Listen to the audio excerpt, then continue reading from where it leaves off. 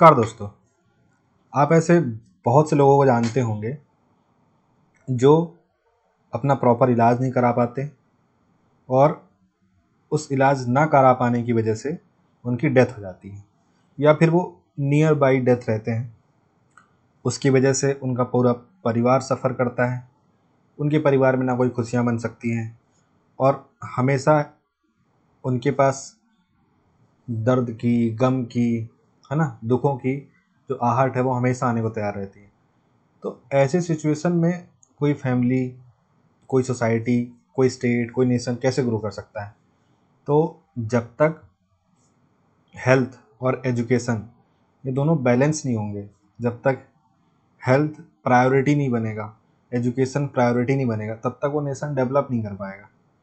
Means अगर health के beneficiary हैं जिनको हेल्थ का लाभ मिलना चाहिए, तो उनके लिए अगर कोई स्कीम्स नहीं है या फिर इतनी बड़ी कंट्री हो कि उन सबके पास अपने खुद के इंश्योरेंस हो और अच्छा खासा उस देश के पास पैसा है, तब तो कोई दिक्कत ही नहीं कि लाइफ एक्सपेक्टेंसी 100 150 साल हो रही है जापान वालों की तरह।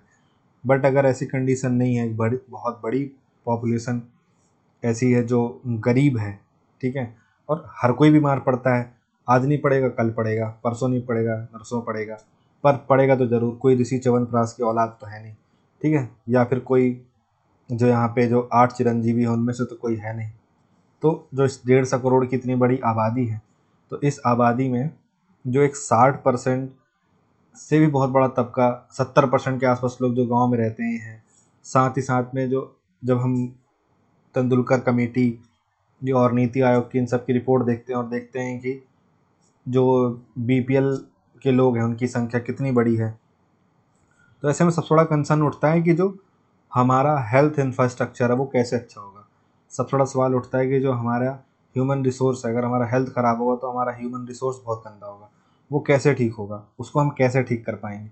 ठीक है, इसके अलावा जो बीमार होते हैं और वो कुछ हद तक मान लीजिए सक्षम है हॉस्पिटल्स जा पाने में, तो वो हॉस्पिटल्स में एडमिट तो हो रहे हैं, पर उनके इतने महंगे महंगे बिल्स बन रहे हैं, उनके साथ इतने मतलब ऐसे ऐसे उनको चीज़ें एड ऑन करा दी जा रही हैं कि जिसकी वजह से उनको उनका आउट ऑफ पॉकेट एक्सपेंडिचर तो बढ़ रहा है और साथ ही साथ उनके साथ सबसे बड़ी दिक्कत ये हो रही है कि वो इलाज कराने आए थे जिस चीज़ का, उसका तो हुआ नहीं, ठीक है, उसके अलावा कुछ और बीमारी भी हो गई। साथ ही साथ में उन्होंने एक्सपेक्ट किया था कि ठीक है 2-3 लाख के अंदर हो जाएगा, हम अपनी ज़मीन बेच देंगे, ये कर लेंगे वो कर लेंगे, लेकिन वो और ज़्यादा एक्सपांड हो गया, वो 5-6 लाख में पहुंच गया। ठीक है, वेंटिलेटर की ज़रूरत नहीं थी, वेंटिलेटर में डाल दिए। ऐसी अब नॉर्मेलिटीज़ भी हम देखते हैं। तो इस वजह से सरकार ने जब एक कदम उठाया कि हम एक इंश्योरेंस स्कीम लाएंगे और उस इंश्योरेंस स्कीम के तहत जो हमारी सोशियो इकोनॉमिक कास्ट सेंसस 2011 है, जिसमें क्या होता है कि जिन लोगों के पास घर नहीं है, जिन लोगों के पास मान लीजिए घर में कोई भी ऐसा व्यक्ति है जो जॉब नहीं कर रहा है और उनके घर में इलेक्ट्रिसिटी नहीं है, घर में चूल्हा नहीं है, मतलब सिलेंडर वगैरह नहीं है, और स्लम्स में रहते हैं, तो ऐसे लोग ऑलरेडी उसमें इंक्लूड हो जाते हैं। साथ ही में जो बीपीएल से नीचे हैं वो इंक्लूड हो जाते हैं। तो इस तरीके से जो सोशियो इकोनॉमिक कास्ट सेंसस है 2011 की, उसके हिसाब से बेनिफिशरी चुनते हैं और फिर उन सब लोगों को इस योजना का लाभ मिलता है। अब इस योजना में क्या क्या लाभ मिलता है, ठीक है, ये योजना क्या है, कितने लोग इससे लाभान्वित हो रहे हैं, कितना इसमें कितने तक का फ़ायदा मिल सकता है, कौन कौन से, जैसे आप देखेंगे कि हम जब हॉस्पिटल से आते हैं तो 3 टाइप के हम हॉस्पिटल्स देखते हैं। सबसे पहले हम देखते हैं प्राइमरी हेल्थ केयर होता है, फिर इसके बाद होता है आपका कम्युनिटी हेल्थ केयर होता है, फिर इसके बाद डिस्ट्रिक्ट हॉस्पिटल्स होते हैं। तो इस 3 लेवल, अभी मैं यहाँ पे एम्स और इन सब की बात नहीं कर रहा हूँ, अभी सिर्फ इनकी बात कर रहा हूँ। जिला चिकित्सालय, सामुदायिक चिकित्सालय और प्राथमिक चिकित्सालय, फिर सब सेंटर्स होते हैं, वो सब अपनी जगह हैं। लेकिन इन सब स्टेज पे अलग अलग अब हम यहाँ पे सर्जरी नहीं हो सकती, ठीक है, और यहाँ पे हम सर्दी छींक दिखाने क्यों जाएं जो यहाँ पे हो सकता है। तो अलग अलग जो स्टेजेस हैं, जिन अलग अलग स्टेजेस पे इलाज होते हैं, उन स्टेजेस को इस स्कीम में ऐड किया गया है और कितने स्मार्टली तरीके से उसको ऐड किया गया है और कैसे लोग उससे लाभान्वित होंगे, ये बहुत ही कमाल चीज़ है। तो देखिए, जैसे इस स्कीम का नाम है आयुष्मान भारत योजना। ठीक है, ये आपकी चालू हुई थी 23 सितंबर 2018। कहाँ से? रांची से, बाई पीएम मोदी। ठीक है, आफ्टर दैट आप इसमें देखेंगे कि इस योजना में 2 सेगमेंट है।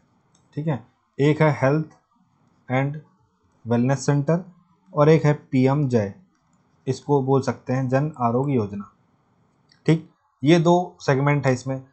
इसके अलावा इसमें भी बहुत सारे कीवर्ड्स हैं, लेकिन हमको जो मेन काम की चीज़ है वो यही है। बाकी आपको मैं एग्ज़ाम के हिसाब से जो आपके 11 मार्क्स में 7 मार्क्स में कहीं भी आ जाएगा, आपको 2 मिनट में उसका आपका काम हो जाएगा। लेकिन इस स्कीम को आप समझ लीजिए, बहुत ज़रूरी है आपके लिए समझना।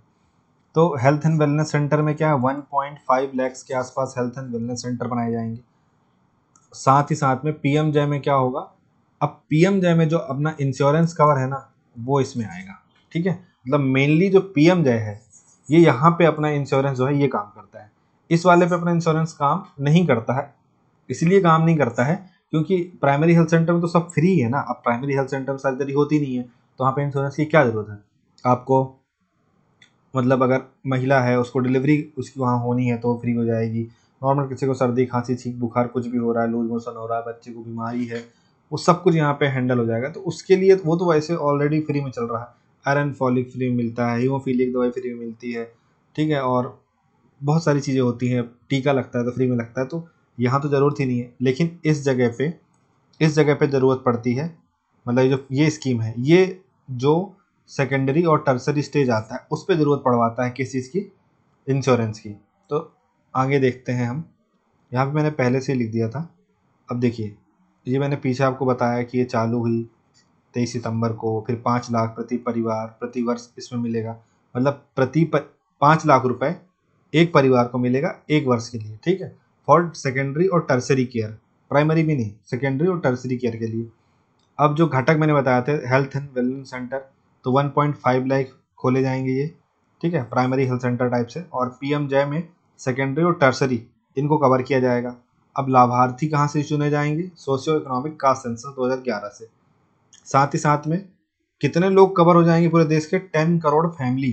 अब अगर हम एवरेज माने कि एक घर में 5 लोग रहते हैं, अब मान लीजिए किसी घर ए फैमिली है, अब यहाँ 7 लोग रह रहे हैं, बी फैमिली है यहाँ 3 ही लोग हैं, तो अब एवरेज बनाइए तो 5 आएगा। तो ऐसे मोटा माटी हम अगर एवरेज बनाए कि एक परिवार में 5 लोग हैं, तो ऐसे 50 करोड़ इंडिविजुअल्स इसमें कवर हो जाएंगे।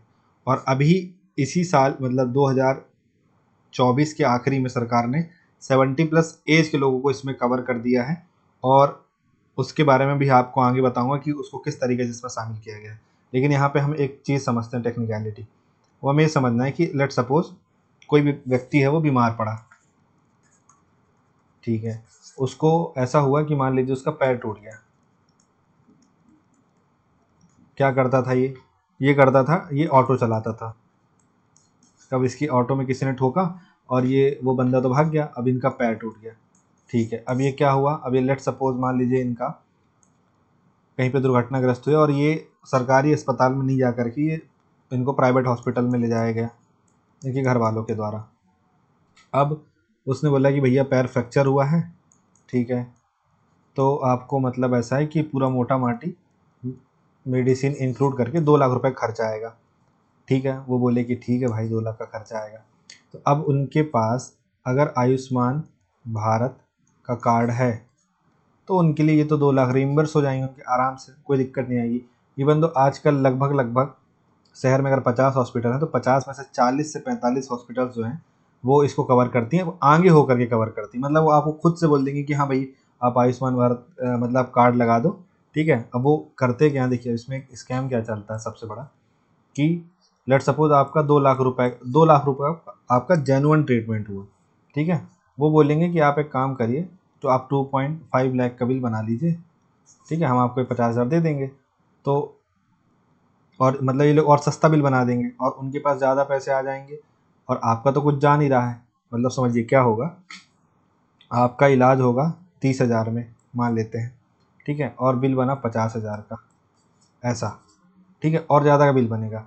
तो इससे क्या होगा कि उस हॉस्पिटल के पास इतना पैसा फिर बाद में आएगा, आपका तो इतना ही लगा। लेकिन आपके साथ दिक्कत होगी ना कि जो आपका कार्ड था, ठीक है, उसमें से जैसे 5 लाख तक का साल का है तो वो तो कम हो जाएगा। लेकिन हॉस्पिटल वाले यहीं पे खेल कर जाते हैं। तो वो अब पहले क्या करते थे हॉस्पिटल वाले, आयुष्मान भारत वाले कार्ड वाले को लेते नहीं थे। अब तो इनवाइट करते हैं कि आओ भैया, मतलब है ना, आपके पास आयुष्मान भारत कार्ड है तो बहुत अच्छा है, इस टाइप से करते हैं। तो अब अगर आगे हम देख तो ये हुआ इस तरीके से होता है आयुष्मान भारत कार्ड का यूज, ऐसे होता है। ठीक है, अब इसमें क्या है कि एक साल में प्रति परिवार, एक साल में 5 लाख तक इतना यूज किया जा सकता है। ठीक है, अगर मतलब 5 लाख रुपए तक का यूज हो सकता है एक फैमिली में। इसके बाद फिर अगले साल ये फिर रिन्यू हो जाएगा, अगले साल फिर रिन्यू हो जाएगा, इस टाइप से। ठीक है, तो ये है पूरा मतलब आयुष्मान भारत योजना का आपका कुल जमा सार। अब देखिए इसमें क्या है, इसमें इन्होंने शामिल किया है, जैसे अभी 70+ एज वालों को शामिल किया है।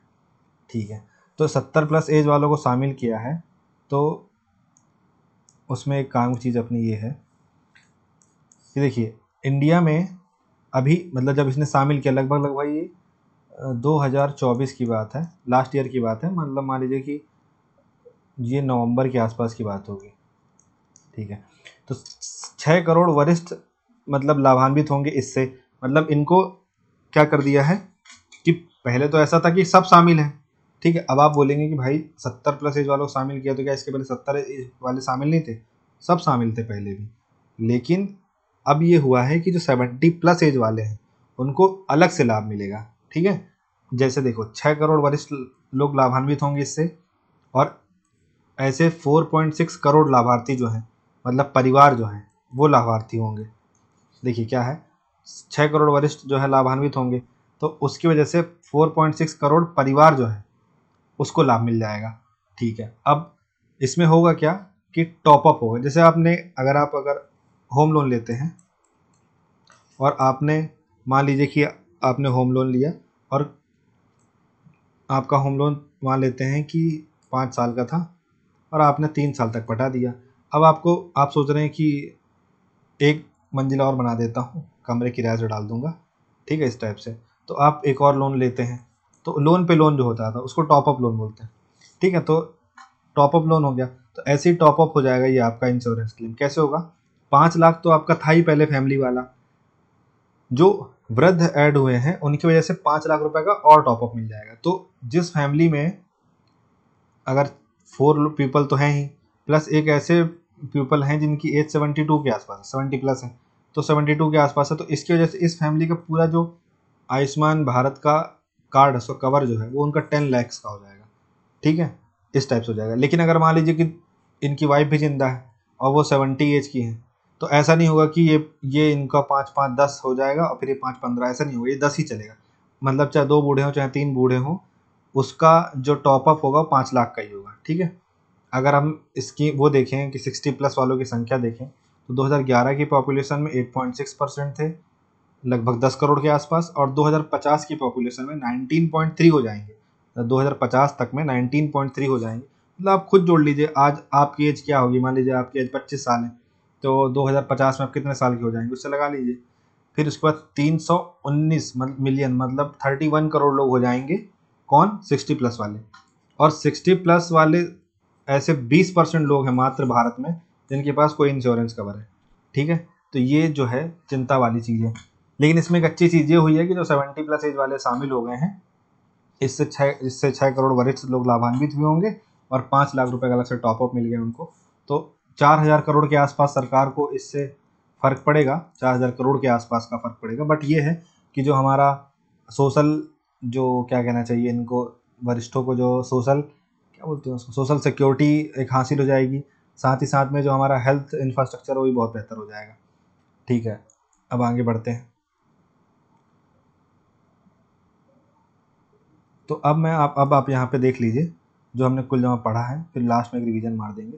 तो हमने कुल जमा जहाँ पढ़ा है वो ये पढ़ा है कि आयुष्मान भारत योजना जो है, प्रधानमंत्री जन आरोग्य योजना भी इसको बोलते हैं, ये भारत सरकार द्वारा शुरू की गई एक परिवर्तनकारी स्वास्थ्य सेवा है। ठीक है, दुनिया के सबसे बड़े सरकारी वित्त पोषित स्वास्थ्य सेवा कार्यक्रम के रूप में इसकी कल्पना की गई है। आयुष्मान भारत का लक्ष्य लाखों भारतीयों, विशेष रूप से समाज के आर्थिक रूप से वंचित वर्गों से संबंधित लोगों को सुलभ और किफ़ायती स्वास्थ्य सेवा प्रदान करना है। इस महत्वाकांक्षी योजना के माध्यम से सरकार स्वास्थ्य क्षेत्र में लंबे समय से चली आ रही चुनौतियों, जैसे जो क्वालिटी हेल्थ सर्विस तक अपर्याप्त पहुंच और अत्यधिक चिकित्सा खर्च का बोझ, इनका समाधान कर देगी। मतलब आउट ऑफ पॉकेट एक्सपेंडिचर जो है सब खत्म हो जाएगा। मतलब एक्सरे हो रहा है, MRI हो रहा है, सब उसमें ऐड होता जाएगा। ठीक है ना। मंत्रालय ministry of health and family welfare चलाएगा। विजन क्या है? यूनिवर्सल हेल्थ कवरेज जो है, मतलब सभी तक स्वास्थ्य की पहुंच हो, ये दृष्टिकोण को प्राप्त करना है। और नेशनल हेल्थ पॉलिसी 2017 की सिफारिश के अनुसार इसको लॉन्च किया गया था। और SDG 3 जो है हमारा, वो यहाँ पे SDG 3 जो है उसको फ़ायदा मिलेगा। और लीव नो वन बिहाइंड जो है इस स्ट्रैटेजी पे ये काम कर रहा है कि मतलब कोई भी नहीं छूटे। लाभार्थी कौन होंगे? एक पात्रता आधारित योजना है जो social economic cost census 2011 data द्वारा पहचाने गए लाभार्थियों को लक्षित करेगी। क्या उद्देश्य है? प्राइमरी, सेकेंडरी, टर्सरी स्तर पर स्वास्थ्य देखभाल प्रणाली, रोकथाम, प्रचार और एम्बुलेटरी सर्विस के समग्र रूप से संबोधित करना। क्या घटक हैं इसके? हेल्थ एंड वेलनेस सेंटर और प्रधानमंत्री जन आरोग्य योजना, ये इसके 2 घटक हैं। अब यहाँ पे और देख लेते हैं। तो जो घटक हैं, जैसे हेल्थ एंड वेलनेस सेंटर पहला, तो फरवरी 2018 में मौजूदा सब health centres, primary health centres में बदलाव करके 1.5 lakh health and wellness centre बनाने की घोषणा की गई। ये केंद्र जो है कॉम्प्रिहेंसिव प्राइमरी हेल्थ केयर प्रदान करेंगे, जिसमें स्वास्थ्य सेवा लोगों के घरों के करीब आ जाएगी। मैटरनल इन्फेंट स्वास्थ्य सेवाओं, गैर संचारी रोगों दोनों को कवर करेगा। ठीक, मतलब संचारी गैर संचारी रोग दोनों कवर करेगा। मुफ्त आवश्यक दवाएं देगा और क्लिनिकल सर्विसेज देगा। हेल्थ एंड वेलनेस सेंटर की परिकल्पना उनके क्षेत्र में पूरी आबादी की प्राथमिक स्वास्थ्य देखभाल आवश्यकताओं को पूरा करने, समुदाय के करीब पहुंच, सार्वभौमिकता, समानता का विस्तार करने के लिए सेवाओं की एक विस्तृत श्रृंखला प्रदान करने के लिए की गई है। तो आप समझ चुके होंगे, यहाँ पे जो पीछे मैंने बताया वही यहाँ पे एक्सप्लेन किया गया है। अब यहाँ पे अगर बड़े स्तर पे हम देखें कि जो PM जय है वो क्या कह रहा है, तो PM जय जो है ये कह रहा है कि मेरा रंग बदल दो। आयुष्मान भारत के तहत जो दूसरा घटक है ये है PM जय, प्रधानमंत्री जन आरोग्य योजना। यह 23 सितंबर 2018 को भारत के माननीय प्रधानमंत्री श्री नरेंद्र मोदी द्वारा रांची, झारखंड में शुरू की गई। आयुष्मान भारत PM जय दुनिया की सबसे बड़ी स्वास्थ्य आश्वासन योजना है, जिसका लक्ष्य 5 लाख रुपए प्रति परिवार प्रति वर्ष माध्यमिक और तृतीयक देखभाल अस्पताल में भर्ती के लिए स्वास्थ्य कवर प्रदान करना है। लाभार्थी 12 करोड़ से अधिक गरीब और कमज़ोर परिवारों, लगभग 55 करोड़ लाभार्थी, जो भारतीय आबादी का निचला 40%, मतलब अब तो लगभग 50% मान रहा हूँ मैं। PM जय को पहले राष्ट्रीय स्वास्थ्य सुरक्षा योजना के नाम से जाना जाता था। इसमें तत्कालीन मौजूदा राष्ट्रीय स्वास्थ्य बीमा योजना को शामिल किया गया, जिसे 2018 में लॉन्च किया गया था। देखिए, ये स्कीम 2014 के पहले भी चल रही थी, लेकिन जो ब्रांडिंग करती है ना भाजपा, जो ब्रांडिंग करते हैं मोदी जी, वो कमाल की है। मतलब बवाल चीज़ है। मतलब ऐसा समझ लीजिए कि जैसे वो सूर्यवंशम पिक्चर में जब वो जो लड़की IAS बन जाती है, तो उसका बाप जब ACP प्रद्युमन जब उसके पास आता है तो उसको मीठी भात खिलाती है। तो मीठी भात जो है, मान लीजिए सोचिए वो रात का बासी चावल रखा था, ठीक है ना, उसी को ही कन्वर्ट करके मीठी भात बना के दी थी। तो ये जो बासी चावल था ये कांग्रेस के समय में चल रहा था, अब मीठी भात वो ये भाजपा के समय वाला चल गया। मतलब ये पुरानी चीज़ को थोड़ा मोड़ा ऐड कर कुरा के उसको दे दिया उसने, और खुश उसमें पूरा बाप, मतलब पूरे मन से खाया उसको। PM जय पूरी तरह से सरकार द्वारा वित्त पोषित है और कार्यान्वयन की लागत केंद्र और राज्य सरकारों के बीच साझा की जाती है। इसकी मुख्य विशेषताएं हैं कुछ। दुनिया की सबसे बड़ी स्वास्थ्य बीमा आश्वासन योजना है जो पूरी तरह से सरकार द्वारा वित्त पोषित है। 5 लाख रुपए प्रति परिवार प्रति वर्ष माध्यमिक और तृतीयक देखभाल अस्पताल में भर्ती के लिए स्वास्थ्य कवर प्रदान करेगा। 12 करोड़ से अधिक गरीब और कमज़ोर परिवार इसमें शामिल होंगे। ठीक है, आपका कैशलेस पहुंच प्रदान करेगा। और मतलब जो ऐसा होता था कि चिकित्सा की वजह से विनाशकारी खर्च होता था लोगों का, और 6 करोड़ भारतीय जो है हर साल गरीबी रेखा में चले जाते थे, तो उससे बचा लेगा। अस्पताल में भर्ती होने से पहले के 3 दिन और भर्ती होने के 15 दिन बाद के खर्च, जैसे क्लिनिक और दवाएं, ये सब शामिल हैं इसमें। परिवार के आकार, आयु, लिंग पर कोई प्रतिबंध नहीं की। ऐसा नहीं है कि फीमेल्स के लिए नहीं है, सिर्फ मेल्स के लिए है। ऐसा नहीं है कि एज, इस एज का मैटर करेंगे, ठीक है। ऐसा नहीं कि 10 लोगों का परिवार है तो नहीं करेंगे, सब शामिल होंगे। मतलब वो जो चुप चुप के पिक्चर में फैमिली रहती है ना उसकी, करीना कपूर की, वो पूरी फैमिली कवर हो जाएगी इसमें। योजना के लाभ से, लाभ पूरे देश में पोर्टेबल है, यानी लाभार्थी कैशलेस उपचार का लाभ उठाने के लिए भारतीय किसी भी सूचीबद्ध सार्वजनिक या निजी अस्पताल में जा सकता है। सार्वजनिक अस्पतालों को निजी अस्पतालों के बराबर स्वास्थ्य सेवाओं के लिए रिइम्बर्स्ड की जाती है। मतलब उनको प्रतिपूर्ति कर देते हैं कि भैया लो अभी आप इलाज कर दो, फिर अब आप बिल बना के सरकार को देना, सरकार आपको पैसा दे देगी। तो ये था हमारा पूरा आपका क्या कहते हैं आयुष्मान भारत योजना। अब आपको मैं इसको प्यार मोहब्बत से अच्छे तरीके से एक रिवीजन मार देता हूँ ताकि आपको पूरा क्लियर हो जाए कि हमने अभी तक कुल जमा पढ़ा क्या है। तो कुल जमा हमने ये पढ़ा है कि जो आयुष्मान भारत योजना है ये आपकी 23 सितंबर 2018 से आपका रांची, झारखंड से स्टार्ट हुई, थाला फॉर रीजन, ठीक। इसके बाद आप देखेंगे कि इसमें क्या है, इसमें एक दो घटक हैं। पहला घटक आपका हेल्थ एंड वेलनेस सेंटर, दूसरा घटक आपका पीएमजे, ठीक है। हेल्थ एंड वेलनेस सेंटर में 1.5 लाख बनाने हैं, ठीक है। और क्या करना है, प्राइमरी हेल्थ केयर देना है, कॉम्प्रिहेंसिव प्राइमरी हेल्थ केयर देना है, ठीक है। और किसके माध्यम से देना है, प्राइमरी हेल्थ सेंटर जो है, प्राइमरी हेल्थ सेंटर, इनके माध्यम से देना है, ठीक है। क्या क्या इसमें देना है, संचारी, गैर संचारी, ठीक है, और मातृ शिशु स्वास्थ्य, ठीक है। और क्या करना है, और दवा देना है, ये सब हो गया।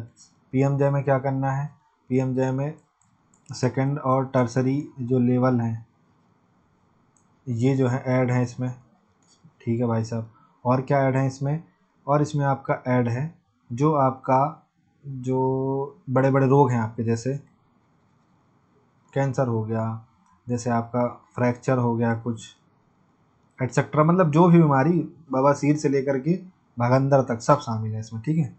और क्या शामिल है इसमें, और इसके अलावा इसमें क्या करना है, और इसमें ये होगा कि 5 लाख प्रति परिवार प्रति वर्ष क्या मिलेगा, बीमा कवर मिलेगा, ठीक है।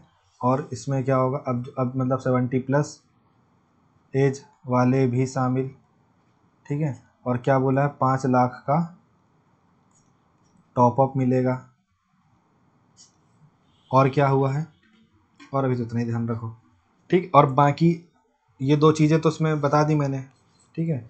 और क्या इसमें बताना था, एक बार देख लेते हैं पीछे। और नहीं, ऐसा कुछ नहीं छूट रहा है ना, अरे मेरे भाई, ठीक है। और इसमें इसके बाद जो इसकी विशेष मतलब क्या करना है आपको, आपको इसका इम्पोर्टेंस लिखना है। तो जितना मतलब आप अपने दिल से लिख सकते हैं ना उतना लिख दीजिए। SDG 3 को प्राप्त करेगा, ठीक है। No one leave behind, national health policy 2017 को ध्यान में रख के बनाया गया। और क्या, मतलब इसके लक्ष्य भी प्राप्त कराएगा। और क्या, और यूनिवर्सल हेल्थ कवरेज, ठीक है। जो 6 करोड़ लोग गरीबी में ढकेल दिए जाते थे उनको नहीं ढकेला जाएगा। और क्या होगा, और ये होगा कि आउट ऑफ पॉकेट एक्सपेंडिचर ख़त्म होगा। और क्या होगा, और ये होगा कि हेल्थ ह्यूमन रिसोर्स बहुत बढ़िया बनेगा। और क्या होगा, और ये होगा कि जो लाइफ एक्सपेक्टेंसी है वो भी बढ़ेगी, एटसेट्रा। अन्य निष्कर्ष में आप क्या लिख देंगे, मान लीजिए अपन यहाँ पे लिख देते हैं निष्कर्ष, है ना।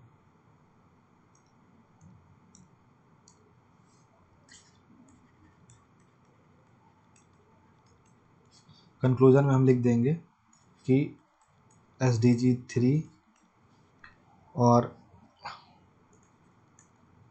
बेहतर राष्ट्र की प्राप्ति बेहतर स्वास्थ्य से ही संभव है। साथ ही राष्ट्र का उत्थान शिक्षा और स्वास्थ्य के अंकुर में ही कैद है। बस हो गया, ये आपका कंक्लूजन हो गया और ये आपका पूरा जो मैंने ये आपको बताया ये रिवीजन हो गया। तो आई होप सो आपको पूरा क्लियर होगा, ठीक है। और एक एक चीज़ आप इसको ध्यान पे रखिएगा, बहुत काम आएगी आपके ये। So thank you so much for watching this video. Have a nice day.